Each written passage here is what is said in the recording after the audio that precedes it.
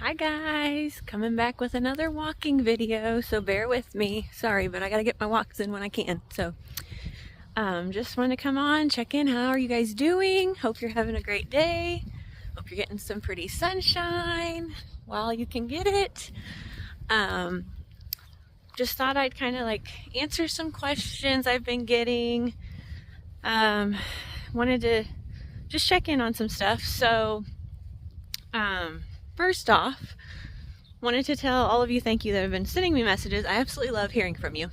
Wanted to just kind of clarify that, me and Zach, we didn't just wake up one day and think, we're going to just tick off everybody we know, and we're going to start saying things that nobody wants to hear, and we're going to go against everything that we learned in ag class and FFA and all those things.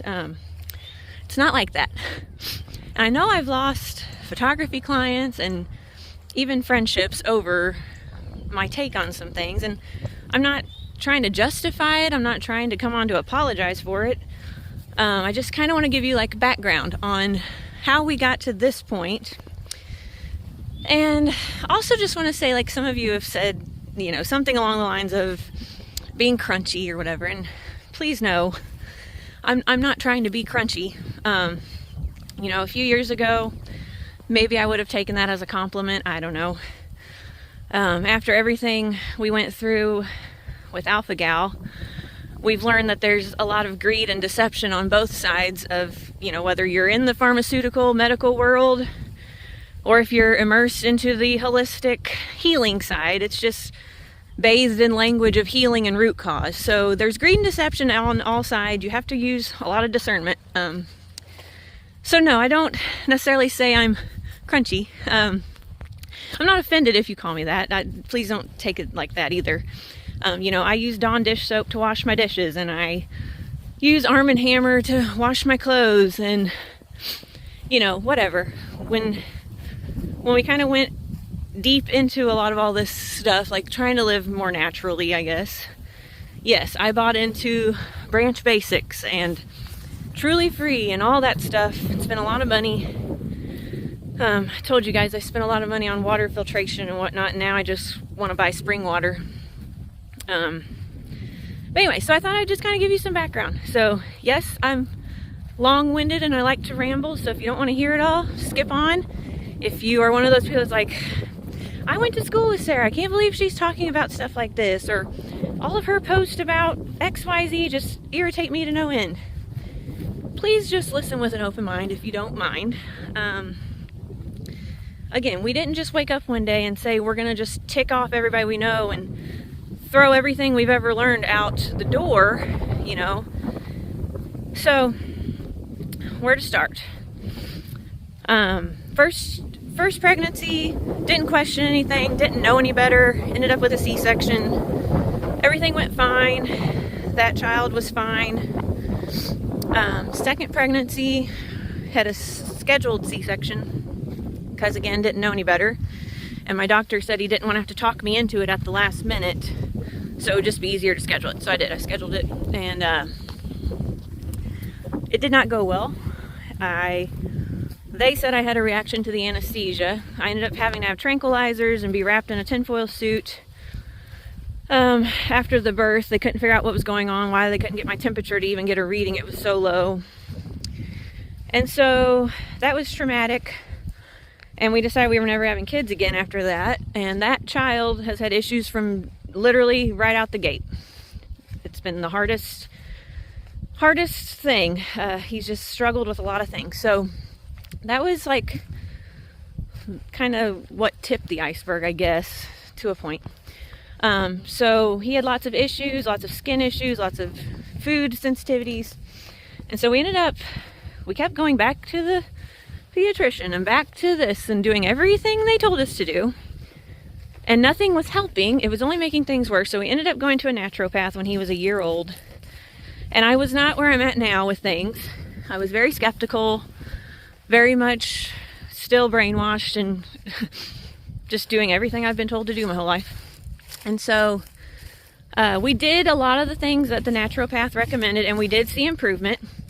But then as you see improvement, you start slacking off on the things you know you're supposed to be doing to help. So it's just kind of been like an up and down thing with getting him better. So then in 2020, I got an abnormal pap smear at my yearly appointment. And when the nurse called me to tell me, not the doctor, the nurse called me to tell me, I freaked out. I remember where I was driving, and my heart just sank. I was like, oh my gosh, I've got cervical cancer. I'm going to end up with cervical cancer. And I said, what do we do? Do we retest? Could it be a false positive or whatever? And she said, well, you don't smoke, do you? And I said, no. And she said, well, don't start. That was all the advice she gave me. She said, we'll retest in a year. If it comes back abnormal again, then they'll want to do biopsy or whatever. I don't know what she said. And I said, well, I'd had some other blood work done. I said, I know my liver enzymes are elevated. Could that be connected, or what should I do? And she said, I think for your liver, you're supposed to eat cruciferous vegetables or green vegetables or something. Like, that was all the advice this nurse gave me. And so I was freaking out, and my husband and I just happened to actually get to have a date night close to around that time after. And I saw this lady at this local restaurant who we'd never had our paths overlap. I just knew of her through mutual people. And I looked her up on social media, and I found this group where she shares so much information. She does all this free with just her own time because she just wants to help people. And I fully immersed myself in it, and I just completely was like mind blown. And I wish so much that I had listened more to that naturopath and not been so skeptical. And I just learned all kinds of things about birth control and how much it affects our bodies. Ladies, men, if you have daughters, grandmas, if you have daughters and granddaughters, please make sure they understand how detrimental that can be to their health. Please. I'm not telling you not to take it. None of this is medical advice that I'm going to talk about. Please make sure you know all the side effects that could possibly be having on you. So anyways, learned all kinds of stuff, started just wanting to change everything, of course. So that's when we kind of spent a lot of money. Like, I was buying the water filtration thing, and the naturopath had said we need to get our air ducts clean, and starting to look into all that kind of stuff. So that was kind of like more my big moment. Like, that cancer scare was like my big moment of, okay, there are things we can do to fix this stuff. There are things we can do to help our bodies fight against these things. We are not helpless. And so that was like the big turning point. So like I said, after my second birth, we decided we were done having kids. We thought that was it. We had a boy and a girl. We were done. Good enough. And then God put it on our hearts to have another child. So I couldn't believe it when it started happening. Like, we just started talking about it, and I had called to have Zach get a vasectomy appointment. Like, he was ready to just be done, and so we called, and thank goodness they said that the doctor had just had to change the way it was like worded and everything to where it had to be an OR appointment and not an in-office appointment, and so it was going to cost a lot more. And then we got to reading up about how, if you're already susceptible to depression, some men struggle with that because when your body is reabsorbing what it's reabsorbing after you have that done, sometimes it can launch an autoimmune response. Not always. I'm not saying that's going to happen to your husband if he's had it done, whatever. Just saying it can happen. You should always know all these things. Anything that you're doing that goes against natural design can have side effects. So, ladies, if you are thinking about getting your tubes tied, I highly recommend you really pray on that before you make those decisions. After our second birth, I was all for it too. I had told the doctor, even in the C-section, I said, if you need to tie him, just tie him. Praise God that he didn't. Praise God. Please think about these things. You never know when God might put it on your heart to try for another child. You never know. You want to hear God laugh? Tell him your plans. We thought we were done. My number 3, he is the light of our life. He's the light of his siblings' life. They love him so much. Please, think about these things before you do major surgeries. So, God put it on our heart to have another child. We tried to step back into the hospital setting at a different hospital this time. That, of course, backfired. Should have known better. But when I went for our anatomy scan, my doctor brought up the fact that I am an O negative blood type, and so they more or less pretty much require you to get a RhoGAM shot, which is a blood transfusion product. And essentially what it is, so if you're O negative and you have a baby that has a positive blood type, there's a possibility, a small possibility, that if your blood mixes during birth, big if, then your body may produce antibodies to that blood type. And so then any subsequent pregnancy, so if we would get pregnant again, and if the next child was a positive blood type, my body might reject it. Okay? But it's pretty much an ultimatum requirement. So it had already been hard enough for us to find a doctor to take us on, because I'd had 2 C-sections and we wanted to have a natural birth this time, if at all possible. So we found one. He had told us he would let me trial, which already the verbiage and language on that should make you run. But anyways, so at my appointment, he brought up, well, you're going to need the RhoGAM shot. And I was not sassy. I know I can get a little spicy, guys. I'm sorry. I was not, though. I was very reserved. I act very meek. And I said, can you just give me the pros and cons if I would decline it this go round? Knowing in our mind this is probably our last. Knowing in our mind what we had already read up on it. This thing can come from 20 different donors, is what they tell you. It's probably more than that, knowing what we know now about how much they lie. But it can be from 20 donors. You don't know their lifestyle. You don't know if they've been exposed to HIV. You don't know what vaccinations they have recently had or refused. You have no idea. No idea. And so I asked him to give me the pros and cons, and he looked around me to my husband and told him if she were my wife, that I would tell her that is the effing stupidest decision she could ever make. The stupidest effing decision she could make. Said the word and everything.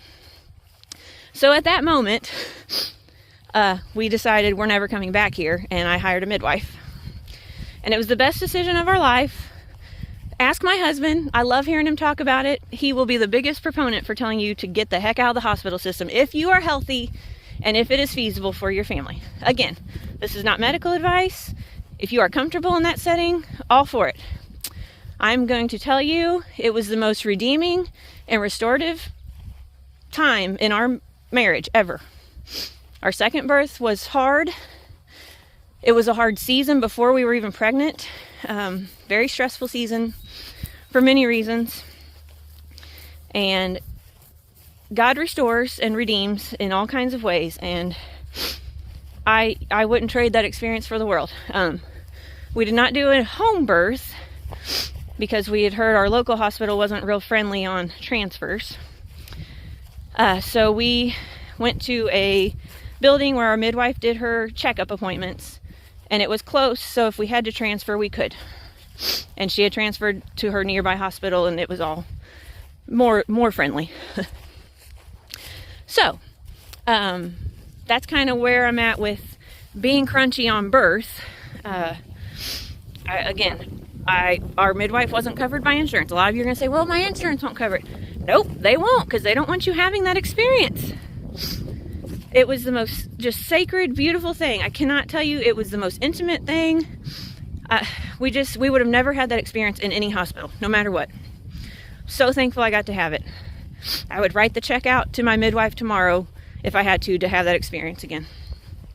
So, and things didn't go completely as planned with that either. You know, like there's always going to be something, but it was so much better than what I could have ever imagined. So, God restores, God redeems. My friend had told me there's a verse in the Bible that says God will restore the years that the locusts have eaten, and He does, guys. He will. He will.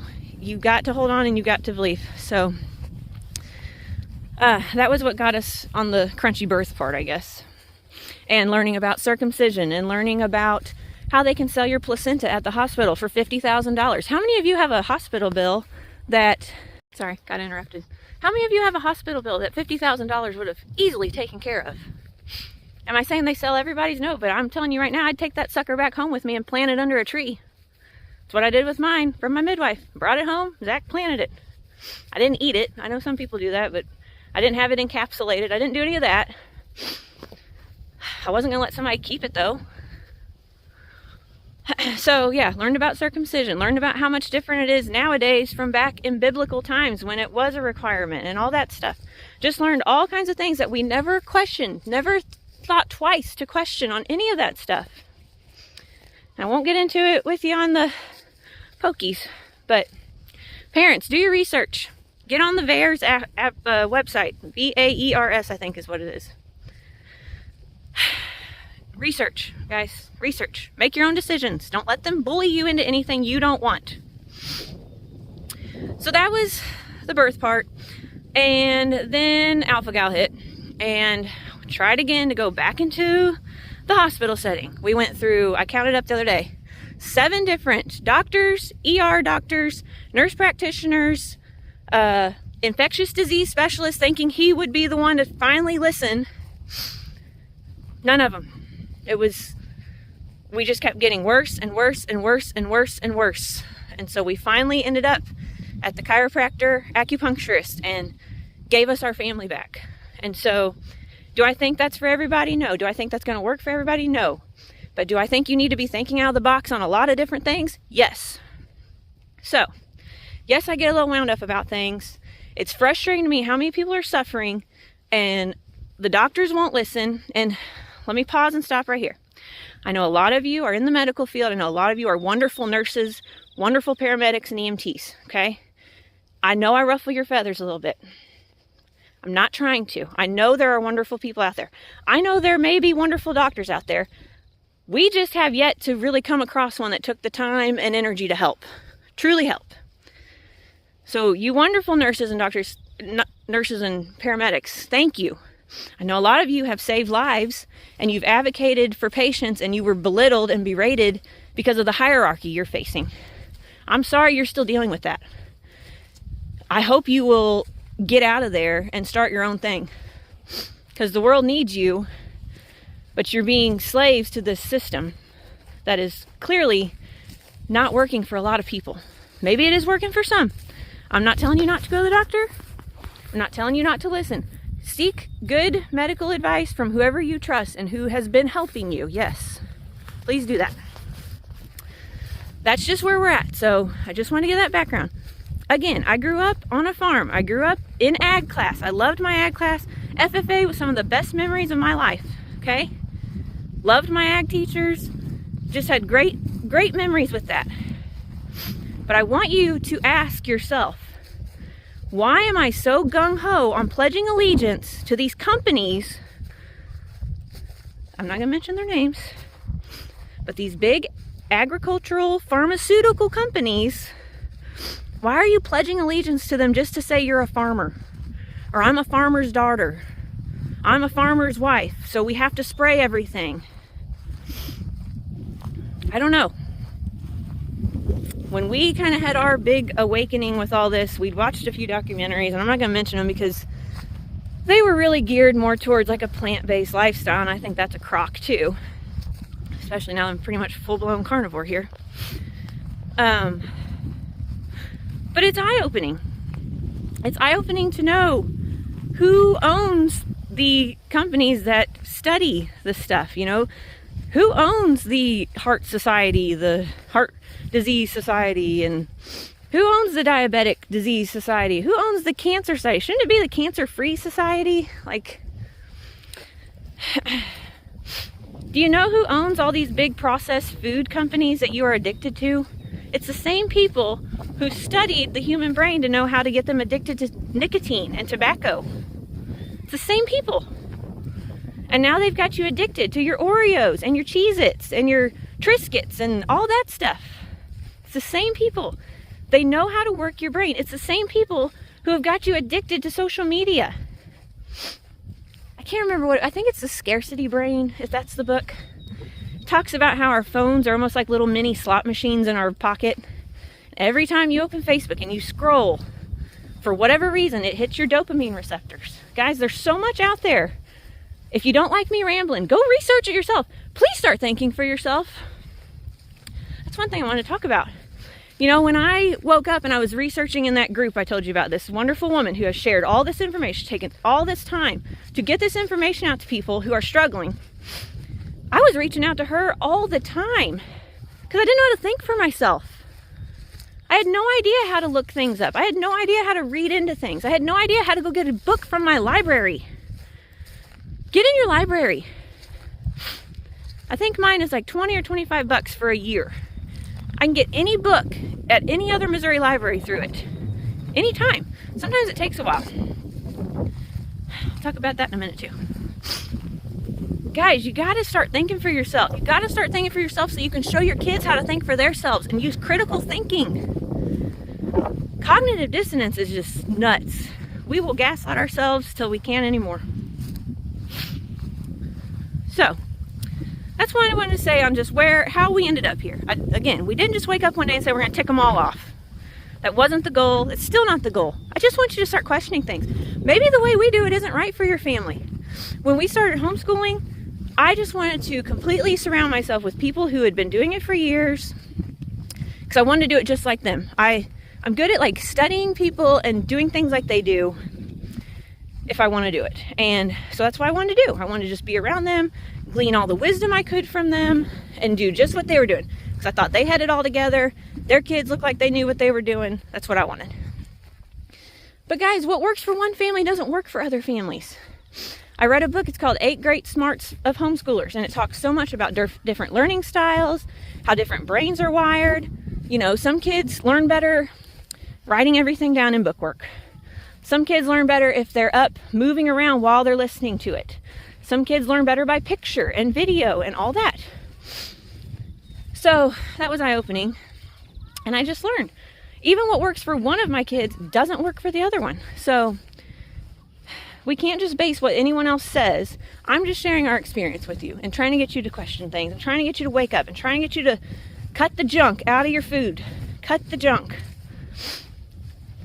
Some of you are going to say, my husband will never go for it, Sarah. He's just stuck in his ways. My wife will never go for it. My kids will never go for this. I am telling you, you can't change anybody but yourself. When they start seeing you change, they're going to want to. Ladies especially, if your husband starts noticing you got a little extra pep in your step, you got a little extra energy around 10:30 at night, he's going to want to have some energy too. They will catch on. Once you start feeling good, you can't stop this train, y'all. I'm telling you. We made, we've made chicken strips, carnivore, pork rind batter. They love those. I got them some Better Goods barbecue sauce for theirs. It doesn't have quite as much sugar. So they got to have that, the kids did.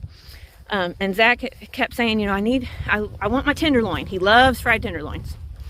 I'm like, I'm going to do whatever I can to keep us on track, to keep us liking doing this. So, did a pork rind batter. And then I did my cloud bread buns. Loved it. Lettuce, tomato, I don't know what else he slapped on it, mustard. Loved it. This isn't that hard. They want you to think it's hard. They want you to think you're restricting. They want you to think you're depriving yourself so that you don't do it. They don't want you to feel good. They don't want you to have energy. They don't want you telling people about it. So we did all that. Those were good. Today I made chicken chips. So it's just ground chicken, threw in some seasonings that we like, rolled it really, really thin and flat, and then you bake it at 350 for 2 hours. My 2-year-old just gobbled that up. You could cut it into little like Cheez-It squares. If you like Cheez-Its, trick your brain. Hey, this is my Cheez-It now. It's chicken, but I'm going to pretend it's Cheez-Its. You can do all kinds of things, guys. Again, if you don't want to go just strictly meat, that Maria Emmerich, she has lots of recipes. She uses the Equip protein powder. She's keto, but she doesn't do all the almond flour and all that stuff that can still be driving inflammation. She's more like, she uses ground chicken and ground beef and eggs to make her waffles, and she says they taste like bread. That's my next thing I want to try. Because they look delicious. They're fluffy. You can do this. You can make it as fun or as simple or as boring as you want, but you can do this if you want to. So, that's what I want to touch base on all that. People will notice when you start feeling better. Last thing I want to leave you with, I'm trying to keep this one somewhat short, but I don't think I'm succeeding at that. I just finished reading a book. It's called Beloved. It's by Francis Chan. I'm not sharing that with you for you to think, oh, Sarah reads all these deep spiritual books. Nope. I'm sharing it because God knew I needed to read it. I've had it on hold for I don't know how long at my local library, and it's so funny. God will like set them in my lap at just the right time when I need to read it, when I'm open to hearing the message of it. I think so many of us have heard things our whole life, but it never clicked, or we just didn't want to hear it, whatever. Such a good book. I need to go back and reread it. I'm really bad about when I start a book, I just want to finish it, I guess to check it off my list. I need to go back and reread parts though. It's so good. Please get your hands on it. Beloved, Francis Chan. He talks about abiding in God's love and letting that love overflow from us. And he talks about in this one part. So I want you to think about, like, what is your top prayer request right now? Like, get it in your mind right now. Like, what is the one thing you've been praying on and praying on and praying on, and you're just waiting, hoping, going to keep praying until it happens. Whatever it is, I want you to keep it in your mind. So he talks about, he has a daughter and her boyfriend when they were together. I don't know if they were engaged yet, but anyways, they were together, and he gifted them a Toyota Corolla. It was his old car. Just wanted to pass it on to them, so he gifted it to them. And so then some time went by, and they got married. They were getting married.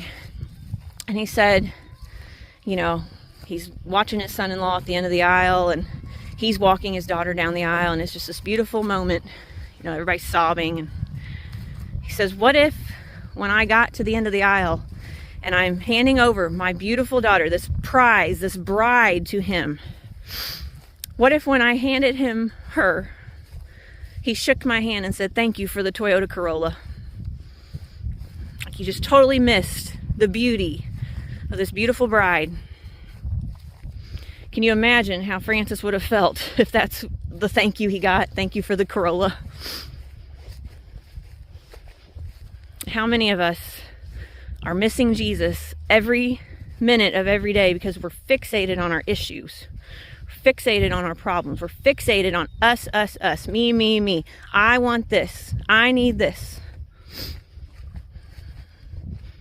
I've been praying for healing for a long time for my family member, and I'm missing Jesus the whole time. I know he's there, but am I savoring him? Am I soaking in him? This beautiful gift, and we're all missing the point so much. And so I really want to just encourage you to read that book. I needed to read it. I need to read it again. I tell you guys, I'm the worst of the worst. I'm never, please hear my heart. I hope I'm never coming across judgmental to you. I don't want to come across that way. I hope I'm not coming across arrogant. I hope I'm not coming across saying this is how you need to do things. I'm sharing our experience. I don't want you to make the mistakes I made. Everything matters. Everything you're putting in your body and your kids' bodies matters. The nutritional deficiencies that one of my kids has, because I was not paying attention, I was ignorant, I was letting him just live off granola bars and apple juice because that's all he would eat. I'm so mad at myself over it. Can't live in the past. That's where the enemy wants to keep you. But you can do better. And so please know, I'm never trying to be better than you. I'm never trying to be better than anyone but myself. I want to be better than I was yesterday. I want to be better than I was 5 years ago. I want to be better than I was 10 years ago. I told Zach, if we'd been eating like this and had our minds right and we'd been in love with Jesus and known the things we know now 10 years ago, I bet we'd have 10 kids. We just feel so much better. You know, I left out in my why we think the way we think. You know, Jesus got a hold of Zach.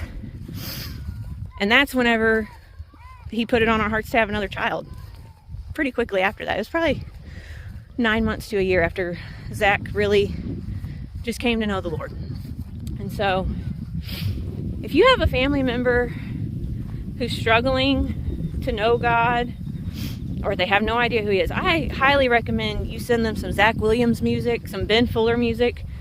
Man, they helped my husband so much. They've got great music. You can relate to them. Those guys have struggled with addiction of all sorts. Ben Fuller's testimony will make you cry your eyes out. And Zach Williams has a great one too. He's got a good book. I think it's called Chain Breaker, like his song. Anyways, there's always hope if they are still breathing, guys. There's always hope. Don't you ever give up praying for them. but don't miss Jesus while you're praying for them, Let Jesus overflow from you, just like letting your health and your joy and your energy overflow from you. So other people want that. Other people want that joy of God. They want that peace of God. So, went longer than I planned, but had a lot I wanted to get off my mind, I guess. So, hope you're doing great. Hope you've had a great weekend. Get some sunshine.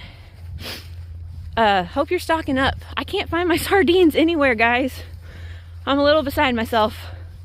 I had to order a different brand this week. I've got people literally all over that are going to different Walmarts and Costco's trying to find them for me now. So, fuel prices are going up. Diesel prices are going up. You might want to stock your pantry a little bit. If you're loving sardines and you find some, let me know. If you're willing to share, I'll buy them from you. Yeah, I hope you're doing good. I don't know when I'll be back. So, have a great day.